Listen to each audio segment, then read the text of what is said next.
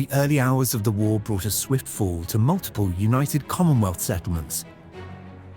With the early losses of Quincy, Somerville, Coastal Cottage, and Southern Commonwealth checkpoints, United Commonwealth forces would begin to scramble to find its footing.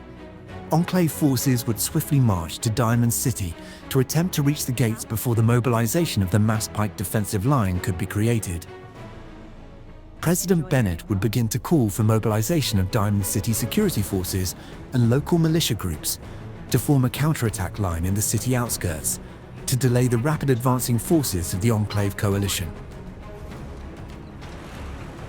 With the fall of Quincy, the United Commonwealth's only sound settlement remaining in the Southern Commonwealth would be the Atom Cat Garage, and fearing the next attack there, President Bennett would radio their leader, Zeke, and warn him to flee. Zeke would answer back with the cats will not leave their dig and will die defending it. The rest of any remaining United Commonwealth personnel will withdraw towards the city of Boston. The race towards Diamond City would begin as both sides raced to move for the city gates.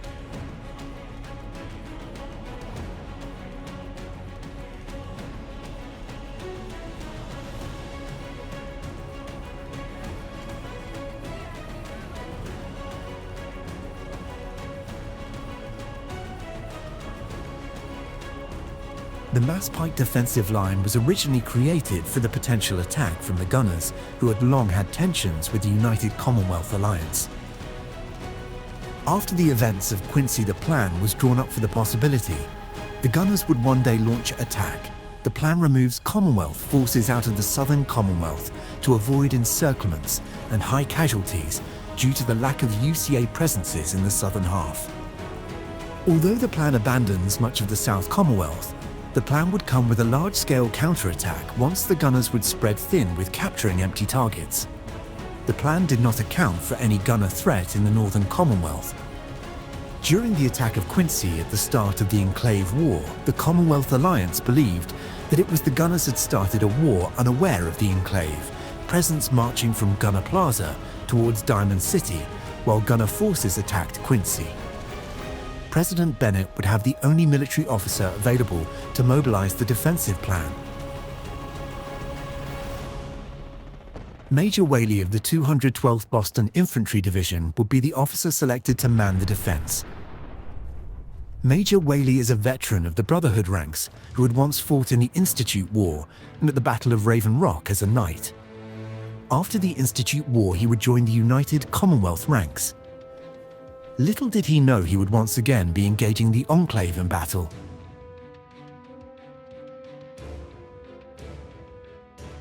Following the Battle of Quincy, the gunner commander Reginald Hayes would turn his forces to continue their attack on the Atom Cats, where the Atom Cats and a few survivors from the previous battle had prepared defenses. Zeke would refuse to adhere to the complete southern withdrawal and chose to stay and fight to defend their garage from falling into gunner hands.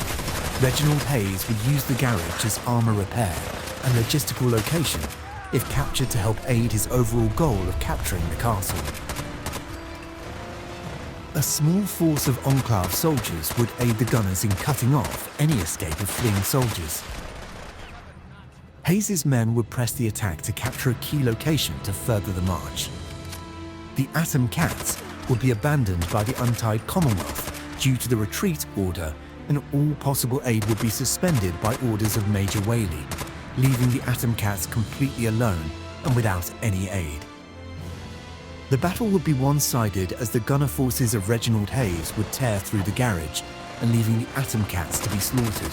During the battle, a small group of the South Boston militia would escape from a hidden spot near Quincy. Hayes would allow those men to escape to ensure that his forces would capture the garage, as he felt that the objective was more important. This group would escape to University Point. As the battle at the Atom Cats garage rages, many of the members would be killed. Zeke would begin to regret his decision to stay and fight as he watched his fellow cats fall in battle. Zeke would plead for a surrender and allowed to live. Reginald Hayes would execute Zeke as he would cower in the corner. After Zeke's execution, the final Atom Cat to fall would be Duke. The Atom Cats would fall, becoming the second official member of the Alliance to fall to Gunners in the opening day of the war. With the capture of the Atom Cat garage, the Gunners would now have a foothold on the eastern coast of the Commonwealth. With that foothold a path leading to the castle, which would be the Gunners' main objective while the Enclave moved on Diamond City. The Grand Gunner Force would now position itself to march on the castle in the coming days, while their next target lies in University Point, while being a good location to move supplies and regroup before moving on the castle. University Point would act as a defensive shield from the very powerful Minuteman artillery that resides at the castle. Gunner Commander Reginald Hayes would also have to deal with the group of United Commonwealth militia that fled there, along with Boston chapter checkpoints surrounding the ruins. Although the main objective lies within Diamond City for the Enclave, they understand that the Gunner mission would need support for the castle siege. For this, Command Major Hassan has agreed with Commander Hayes that once University Point is captured, Hassan will deploy the 20th Fighter Wing to support an attack on the castle. Gunner Plaza has also promised Addition Gunner Regiment to aid in the attack on the castle from Vault 95. These combined forces would be enough to break the Mass Pike Eastern Line and cut off the castle from supply, a victory that relies on Commander Hayes' success at University Point.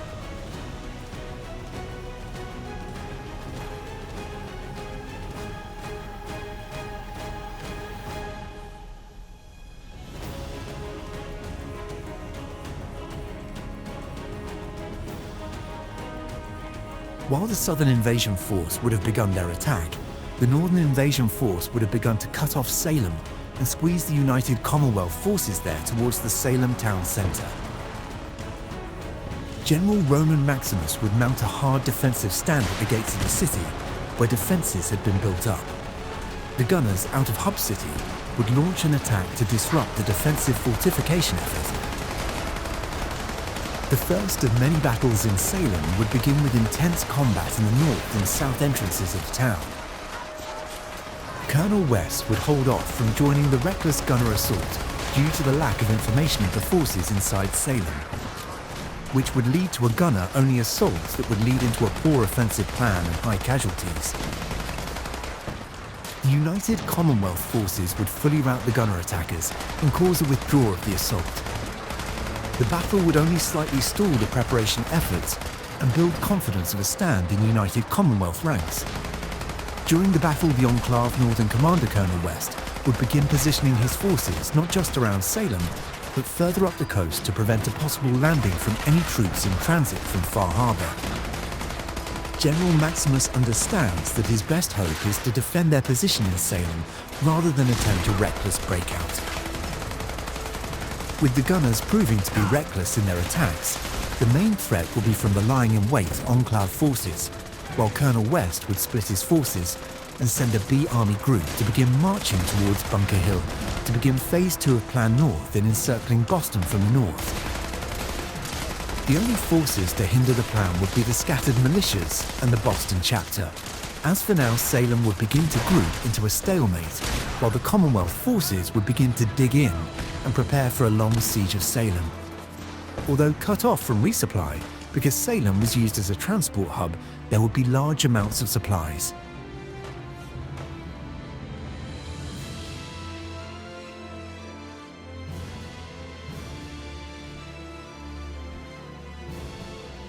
Commander Reginald Hayes would begin his march to the castle in the swamps of South Boston. His men would begin to engage Boston chapter checkpoints along the way. The battle would only slightly slow the Grand Gunner Strike Force, giving the Commonwealth forces in University Point very little time to prepare for the upcoming assault. Although because of night approaching, Commander Hayes would order his men to rest at the freshly captured checkpoints. Reginald Hayes would begin to plan his attack on the Commonwealth forces inside.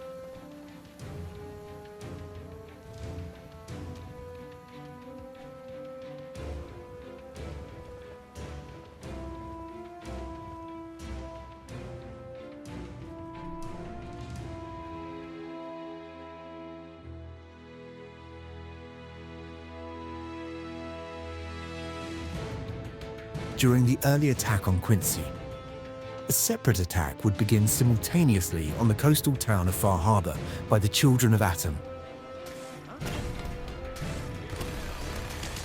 This was an important situation created by McSuckbutt to keep a portion of United Commonwealth forces occupied and outside the Commonwealth. This plan is what would draw much of the Commonwealth armed forces towards Salem and Far Harbor.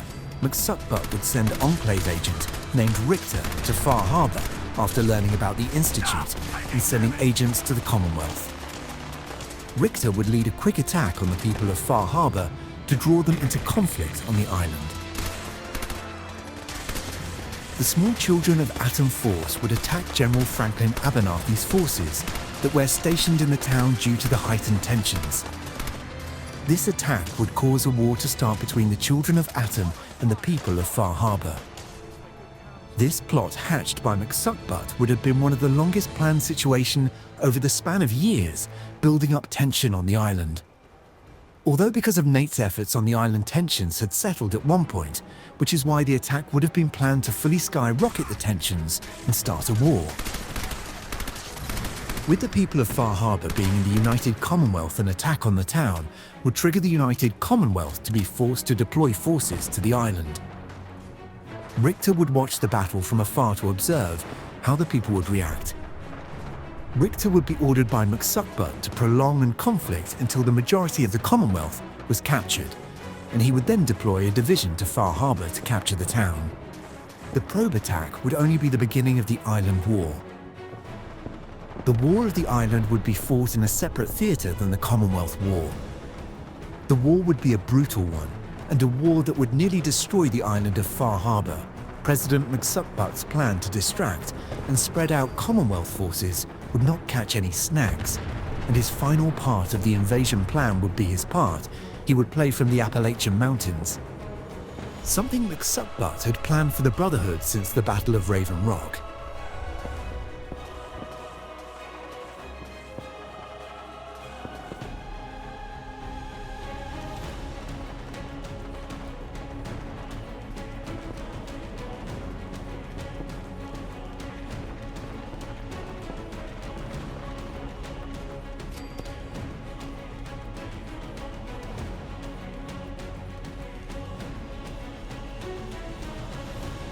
The final part of the invasion plan and the end of Phase 1 would be missile strikes on Brotherhood positions throughout the Commonwealth. ICBMs payloaded with cluster grenades and Fat Man clusters for maximum damage to a limited area would be launched on Fort Strong and the Cambridge police station, as McSuckbutt didn't want to destroy the infrastructure in Boston.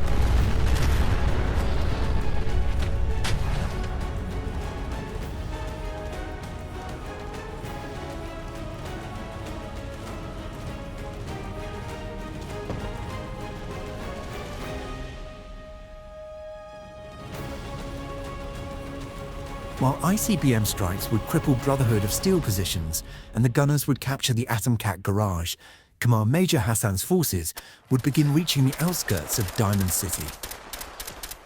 President Bennett would deploy his Chief of Security Sam Nolana to delay the approaching forces until Major Whaley could arrive with troops from the castle. Nolana would position his forces along the railroad hubs and the overhead train bridges on the outskirts of Diamond City. The first contact would be gunner forces from Gunner Plaza. They would engage the security forces on the main road. Boston chapter forces stationed in Diamond City would also join the battle with the Central Boston Militia Group. The fighting would be intense and lead to many casualties on both sides. Shortly after the planned South Gunner support force engaged the United Commonwealth positions, the Enclave forces would arrive into battle, attacking from the western hills and flanking the Commonwealth defences. This would trickle into the collapse of the Commonwealth defence, and the Enclave Coalition forces would begin to drive back UCA forces. Many of the Boston chapter forces, realising the enemy they once faced had returned, and would begin to sound a retreat to Diamond City to prepare its defences. With the bulk of central Boston militia would order a slow retreat to give the Boston chapter time to flee the battlefield. The Boston chapter forces that made it to Diamond City would radio the airship the Dartmouth and warn Paladin Brandis of the Enclave assault on the outskirts. Brandis would begin preparing a squadron to deploy to Diamond City. Brandis would also radio Sentinel Nate, who was still in the capital wasteland, and warn him of the outbreak of war. Nate, who was away helping the Brotherhood of Steel deal with the Civil War events out west, would begin preparing for his return to the Commonwealth. The battle for Diamond City outskirts would begin to swing in favour of the Enclave, as their forces would begin to overrun Commonwealth positions. The heavy armour division of the Enclave would arrive in battle and prove to be too much for the Commonwealth militia security forces. A full retreat would be ordered by Nolana, although many had already begun fleeing the battlefield. Major Whaley's 212th Infantry Division was still en route to the Green Jewel, and the race to the gates would continue. Command Major Hassan would order his forces to take the outskirts before nightfall by any means. The bulk of the losses on the Enclave Coalition side would be the gunner support force, while the tactical use and flank of ONCAF armour units minimised their casualties. Because of the ICBM strikes McSuckbutt would carry out, many of the close Brotherhood of Steel reinforcements at Cambridge would no longer be able to aid the city, and the next closest ally would be Vault 81 and the Commonwealth Base Command in Vault 114. Major Whaley's bulk force was stretched from Vault 81 to the castle, leaving the 212th Infantry Regiment less than effective for massed Enclave invasion force. The stretched thin United Commonwealth forces would take another loss on the opening day by losing control of the Diamond City outskirts. With both armies marching for the big Green Jewel's gates, a massive looming battle would grow. But Command Major Hassan's forces would become drained in their march, causing him to have to delay his attack on Diamond City. During the battle in the outskirts Diamond City, 2nd Chief Sam Nolana would be killed trying to help his men in the retreat. President Bennett, learning this news, would decide to make himself in charge of the defense of Diamond City.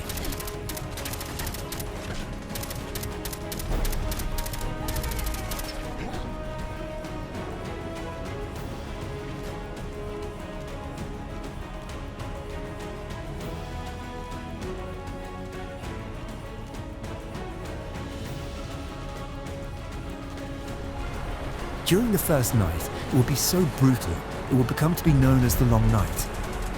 The start of Phase 2 on the Grand Invasion plan had a massive planned attack during the night by Enclave vertebrates. The attack would last the entire night, as the Enclave vertebrates would strike potions all over the entire city of Boston.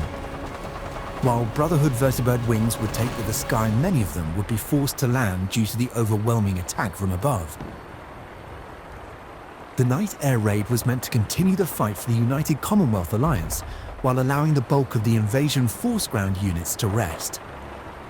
This would also help to cover the massive Enclave airlift operation to bring in large units of Enclave robots into battle. The attack would also help to weaken UCA defensive positions for the coming attack on Diamond City. Boston chapter patrol forces would engage the vertibots for most of the night, attempting to help secure the air for their vertibirds to once again launch into the sky. This would lead to an all-night battle of air versus ground. This wasn't the only planned attack on the Commonwealth during the night, as McSuckbutt's agents would have been placed in strategic settlements that the Enclave would attack from within. The nighttime sky would be filled with the monstrous roar of the vertibots as their heavy plasma cannons rained fire from above. Over 30 vertibots would partake in the night raids, while another 15 moved units of robotic forces into the Commonwealth. This heavy raid would cause the plan for Brandis to move a squadron to Diamond City to be stalled, as they would have to march on foot, causing their arrival to become very delayed. Hassan's men would make the outskirt train hubs into their new frontline battle operations command centers and would begin planning a large attack on Diamond City and also where else the mass pipeline could be hit. Hassan would use the cover of darkness and the air raid to cover the movement of his recon teams as they would move to gather information of the mass pike defensive positions. The plan of attack would call for a large enclave assault on the main gate, while the gunner support force would attack the city flanks and attempt to surround the city. Command Major Hassan would also position a portion of his force at the entrance of Vault 81 to prevent a possible counterattack from his western flank, while ordering a small group of gunners to probe attack the mass pipeline to keep a counteroffensive happening from the eastern flank. The air raids would continue until the morning, leaving a very sleepless first night for many in the city of Boston. Major Whaley would dispatch a small rocket team to position at the top of Trinity Tower and the Mass Fusion Building. These would become Air Defense Tower north and south to help aid the Commonwealth from vertibots.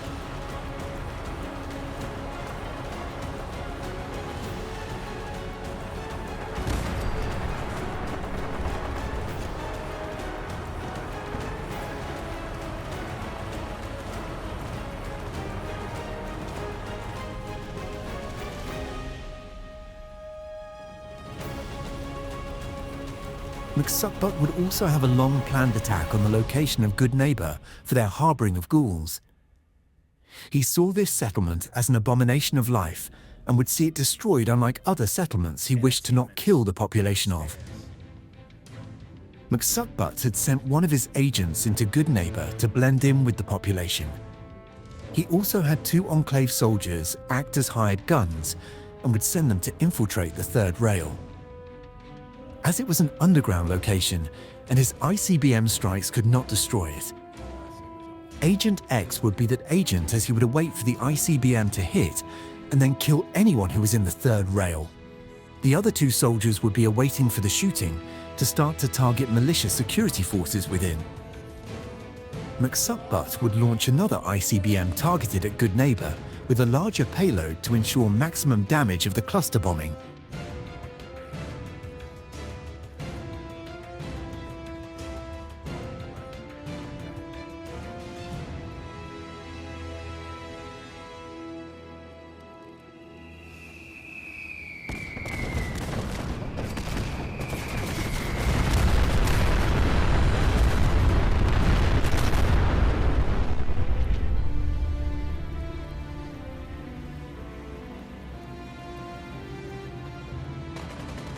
After the bombs would have killed almost everyone outside, Agent X would begin killing the survivors in the third rail, leaving no one alive.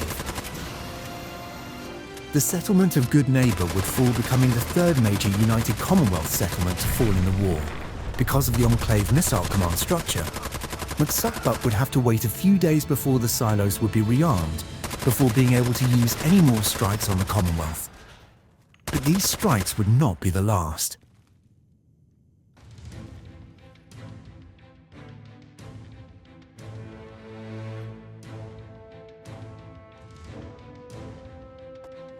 The Forge would join the war on behalf of the Hub City Gunners, as they shared a common alliance against the United Commonwealth.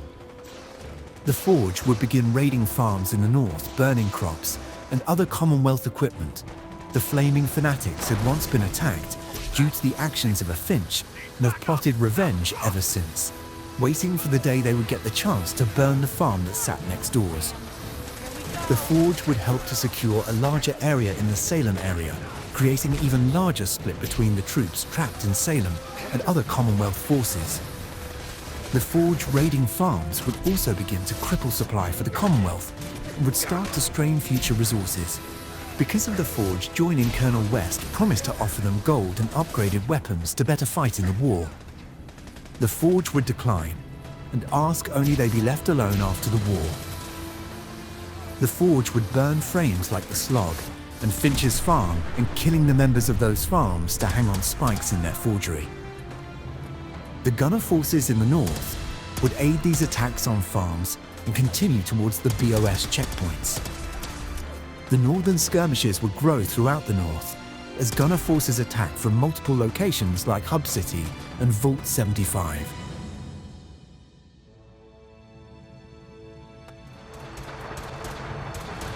The Enclave and Boston chapter forces would engage in battle near Nahant Long Bridges coming from the north. The Boston chapter forces would have to hold these bridges to avoid a possible Enclave push towards the airport. For this reason, Paladin Brandis has deployed Nightjet X to hold these key bridge choke points. Colonel West of the Enclave would send a detachment of infantry to capture this bridge, underestimating the strength of Brotherhood forces deployed on the other side. Although Nahant has little value to the Boston Brotherhood chapter, this is the only location in which the choke points can limit the quantity of the Enclave force and bottleneck the offensive attacks. Nightjet X uses the long bridge to stretch the Enclave numbers and then begins to press his assault on the incoming forces. This is the first battle of the war of only Enclave and Brotherhood of Steel forces would engage in combat. Engagement would swing towards the Boston Brotherhood chapter, as they would prevent Enclave breakthrough. Nahant also serves as the closet place to Salem and could be a potential breakthrough spot for United Commonwealth forces. Colonel West sees this, and is why he personally deploys Enclave-only forces not aided by the reckless Hub City gunners. Although his lack of armor would leave his infantry scrambling against Brotherhood power armor units. While the Boston airport, in very high and strategic value to the Enclave Colonel West, would decide that his main attack force should divert towards Bunker Hill, which is the United Commonwealth's largest supply and logistics hub. The possibility of this move proving costly if he fails to secure the hill would be high, but the move to structure his northern invasion force to take the airport would be even more costly in manpower. For West, this is the safe plan. For Brandis, it's an opportunity to create a breakout of Salem if the timing becomes right. The Battle of the Nahant Bridges to Boston Airport will become a rout for Enclave forces, losing 3 squads of infantry riflemen. Nightjet X would claim his first victory against Colonel West and the Enclave. This would be the first time the two commanders would face each other, but wouldn't be the last, as they would share many more battles together throughout the war. Paladin Brandis would begin communicating the vastness of the war and what kind of enemy that was present. Sentinel Nate would begin gathering a force to deploy to the Commonwealth from the capital Wasteland. While small, it might be due to the civil war in the Western Wasteland. Nate would contact another group to come to the aid of the Commonwealth, one from the southern reaches of the Wasteland. Brandis would fear by time Nate would arrive to the Commonwealth that it might be too late for the United Commonwealth. President Bennett would also make a call to all people of the United Commonwealth, that the United Commonwealth is at war and being invaded by an outside force, and all people of the Commonwealth should take up arms to defend it no matter the cost.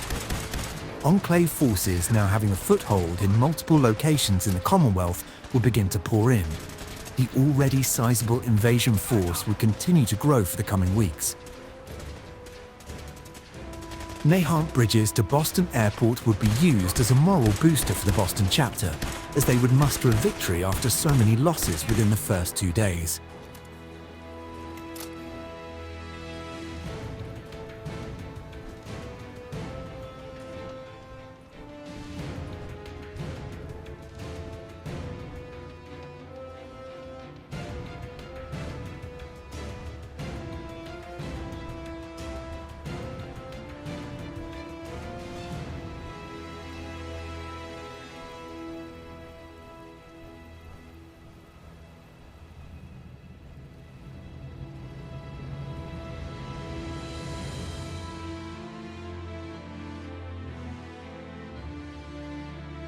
During the second day of the war, Gunner Commander Reginald Hayes would engage his attack on University Point.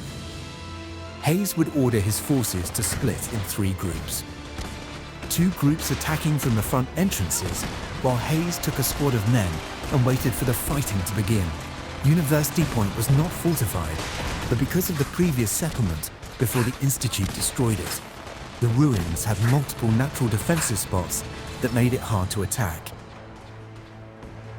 He used the fight to draw the attention of the militias inside towards the front while he moved for the back entrance. Reginald Hayes would catch the militia groups by surprise and begin to overwhelm the United Commonwealth forces inside. The battle would begin to get chaotic, and a militia captain would request the Minutemen artillery to begin striking University Point. The militia captain willing to sacrifice his men and him to kill as many gunners as possible. The castle artillery would hesitate, but after a while, and hearing the gunfire becoming less, the castle feared that the point was being to fall and would have the artillery commander target University Point and bomb all those inside. Castle artillery would begin to rain down on University Point, killing multiple gunners. The artillery would prove effective and cause the gunners large casualties. Commander Hayes would survive the artillery by seeking shelter in a building.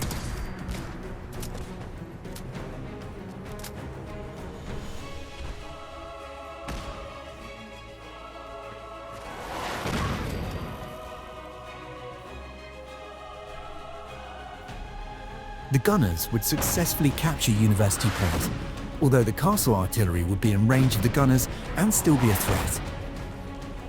But Reginald Hayes would have his staging point for his siege of the castle. Hassan would honour his agreement with Reginald and send an Air Wing division to help with the siege of the castle, while the Gunner Plaza commanders would seem reluctant to send their reinforcements as promised. Meanwhile, on the far western side of the Commonwealth, Colonel Bumville would take his 905th Armoured Division and march to Fort Hagen to capture it from Brotherhood control and turn it into an Enclave supply hub for the Plan West. Bumville would lead a swift attack on the Boston chapter forces stationed in Fort Hagen. Colonel Bumville's command of Plan West would lead him to march his armoured force towards Lexington and then to link his forces with Plan North and Colonel West. Bumville would have the easiest route as the West would be poorly defended until Lexington. Plan West would be aided by gunners from our highway bases and Vault 95. The quick and swift attacks from the White Springs Enclave Coalition left the Commonwealth burning.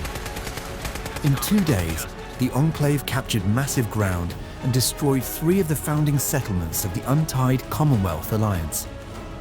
The spies in the Commonwealth exposed the lack of communication between the Alliance. Command Major Hassan's forces ready their attack on Diamond City, while Colonel West marches towards Bunker Hill. Reginald Hayes plans his siege on the castle, while Bumville readies his march to Lexington.